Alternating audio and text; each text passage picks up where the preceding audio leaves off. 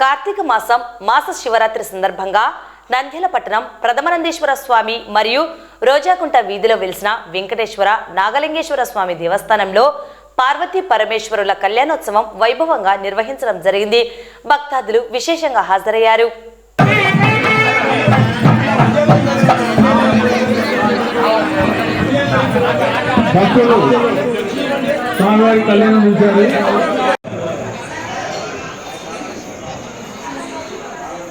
పేరు పేరున కళ్యాణం చేసిందండి.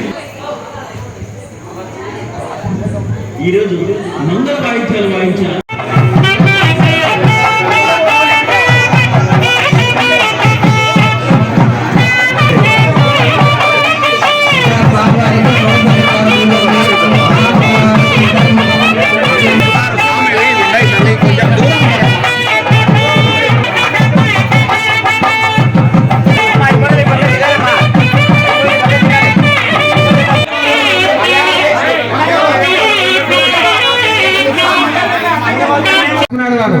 కాబట్టి పార్వతీదేవి నుంచి కళ్యాణం చేయాలనే ఉద్దేశం చేత సప్తఋషులందరూ కూడా హిమవంతుల దగ్గరికి వెళ్లి ప్రాధాన్యపడినారు.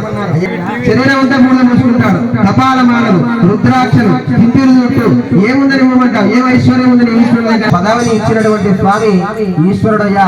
నువ్వు చూసినటువంటి ఆ నందీశ్వరుడిది నడుస్తున్నది. అందుకు మనం ఇప్పుడు చూసేటటువంటి వృషభధ్వజం, వృషభుడు సాక్షాత్ భగవంతుడి. ఇక హిమవంతుని అన్ని రకాలుగా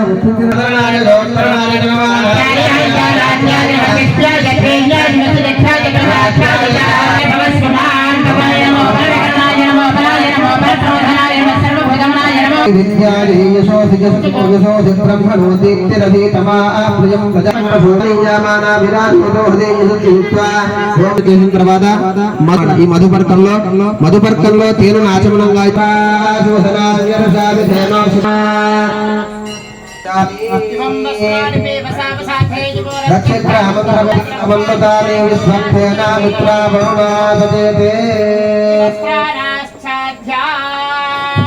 ముత్తాత తండ్రి గారు ఎవరు, ఆయన యొక్క ఋషులు ఎవరు, ఇవన్నీ కూడా ఈ కళ్యాణ సమయంలో చెప్పడం జరుగుతున్నది. స్వామివారి యొక్క గోత్రము పరశివ గోత్రముగా చెప్తున్నాడు.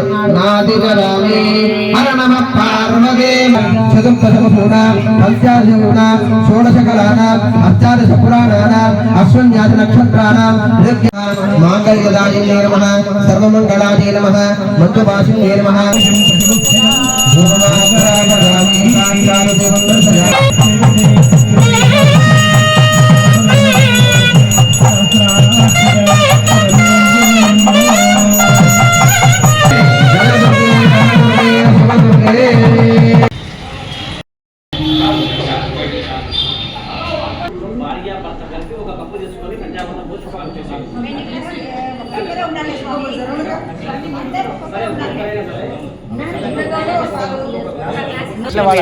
వాళ్ళందరూ మొహాలు గురించి సిటీకి పడతారు వాళ్ళు.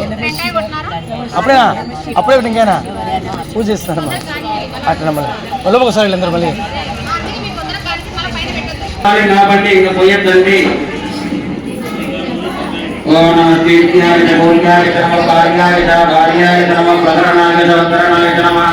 ఈ కలియుగంలో మనం ఏదైతే కోరికలు కోరుకుంటామో అటువంటి కోరికలన్నీ కూడా వెంటనే కూడా నెరవేర్చేటువంటి శక్తి ఆ పరమేశ్వరునికి మాత్రమే ఉన్నది.